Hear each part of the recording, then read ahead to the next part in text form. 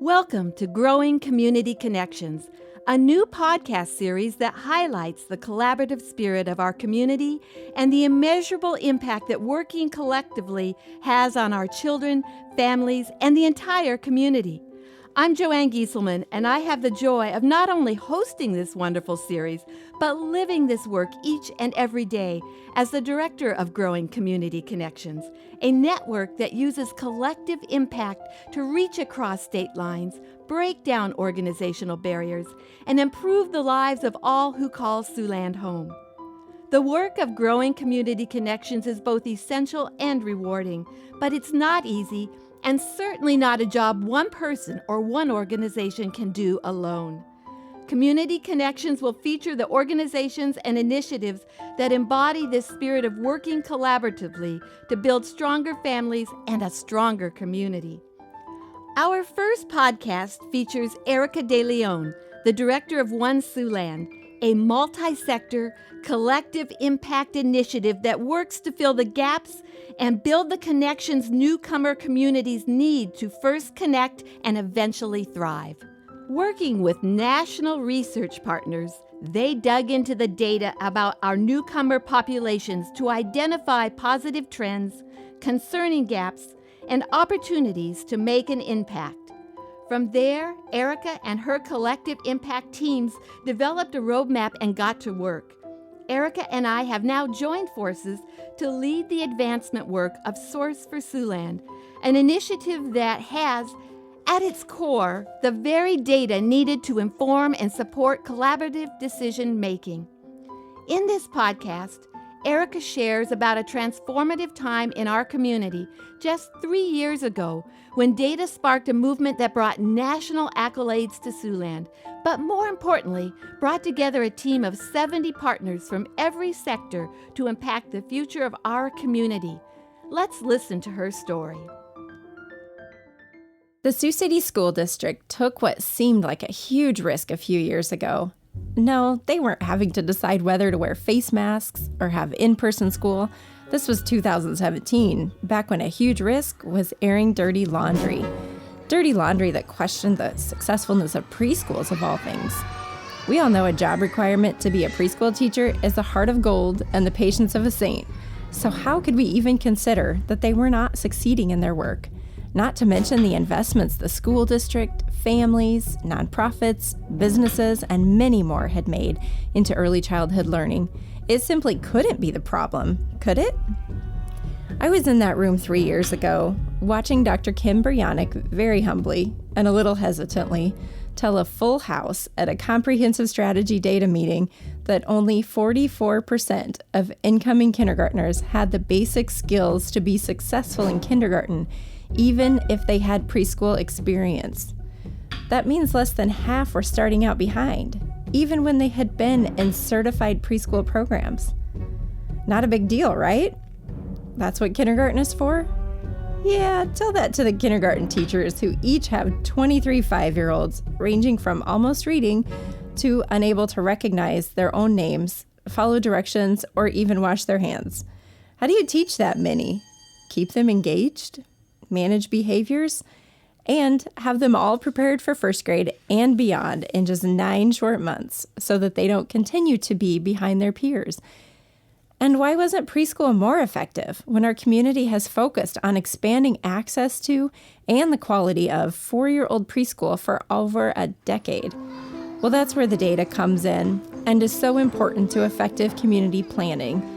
It turns out our preschools were and are doing a very good job, and kids who have preschool experiences do progress. In fact, we discovered that before preschool, just 17% of Siouxland kids have the basic skills appropriate to their age. So that means the problem starts even earlier, way back when these sweet little preschoolers were just babies and toddlers. Now don't get me wrong, our schools aren't expecting babies to be learning the alphabet, but their little brains are learning a lot, as it turns out. In fact, 80% of a child's brain is developed by age 3. Let me say that again. 80% of a child's brain is developed by age 3. Those very early years are when the brain is making billions of neural connections that will eventually support more advanced learning.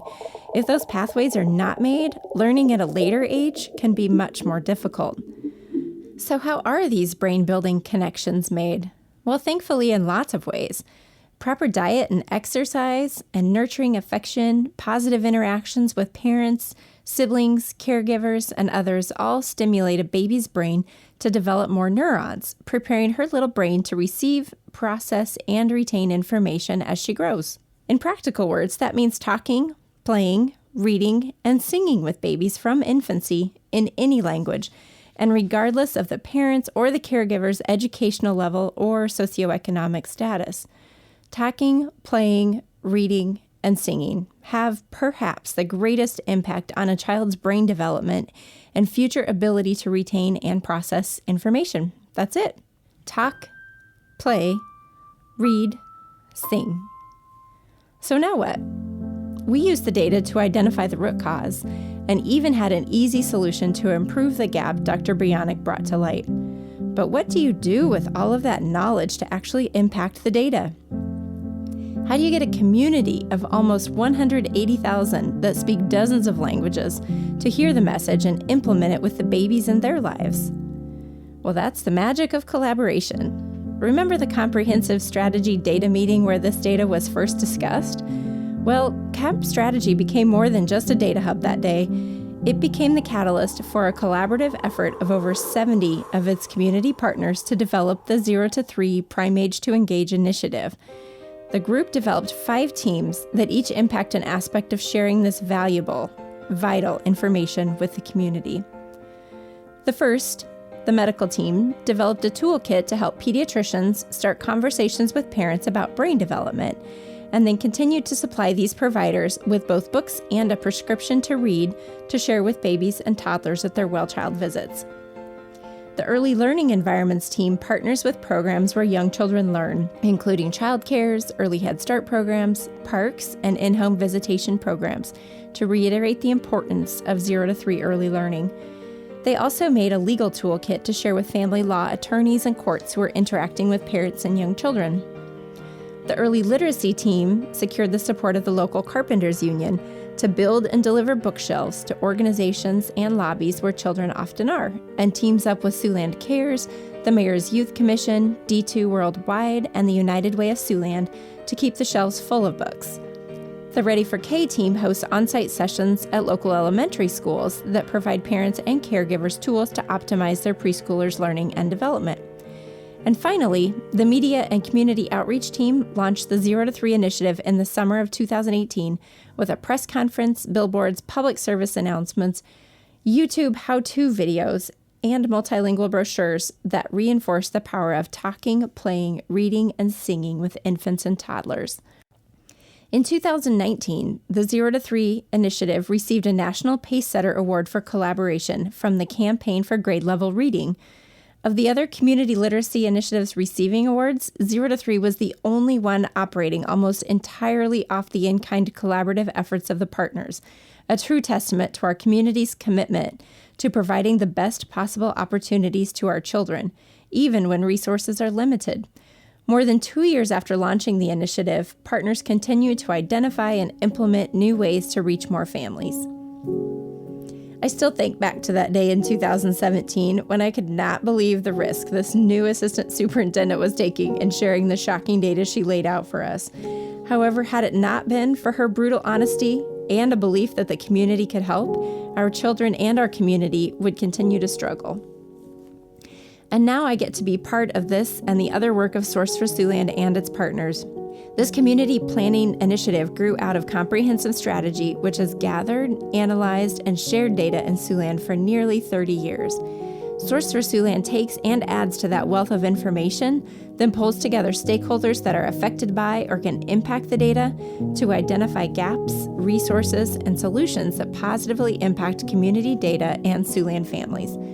The 0 to 3 Prime Age to Engage initiative is just the beginning. We have so much more work to do in the areas of health, safety, economic stability, quality of life, and of course, education.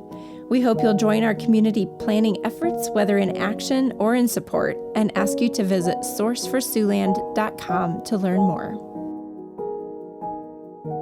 That was Erica DeLeon of One Siouxland sharing about Source for Siouxland and Birth to 3 Prime Age to Engage. I'm Joanne Gieselman of Growing Community Connections. Join us again to hear more about the wonderful collaborations that strengthen our communities.